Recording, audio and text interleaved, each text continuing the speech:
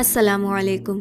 جب کوئی غیر قوم کے لوگ ہمارے پاک اور مقدس قرآن کو جلاتے ہیں تو ہم مسلمانوں کی غیرت جاگ جاتی ہے۔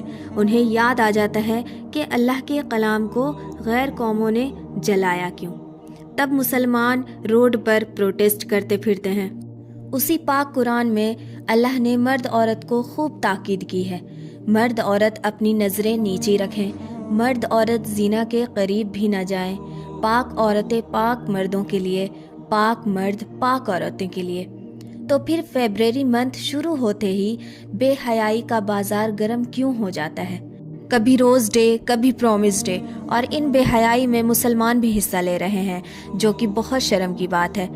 تب اللہ کا کلام کیوں نہیں یاد آتا؟ کیوں غیرت نہیں جاگتی؟ کیوں ہم غیر قوموں کی مشابہت اختیار کرتے ہیں؟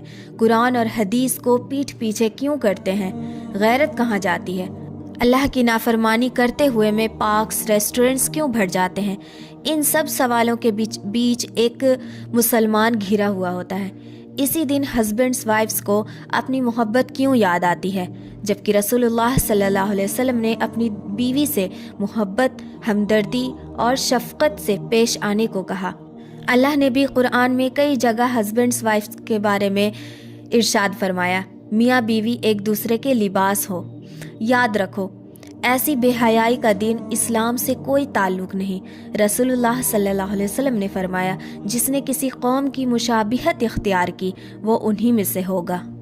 ایک جگہ رسول اللہ صلی اللہ علیہ وسلم نے فرمایا، جو بھی دین میں کوئی نئی چیز ایجاد کرے اس پر اللہ کی، فرشتوں کی اور تمام لوگوں کی لعنت ہوگی، اور اللہ اس کی نہ کوئی نفل عبادت قبول کرے گا اور نہ ہی فرض عبادت۔ ایک جگہ اور فرمایا کہ جو کوئی شخص ایسا کام کرے جس کا حکم ہم نے نہیں دیا تو وہ مردود ہے۔ In short, Valentine's Day is not from Islam, so don't follow it.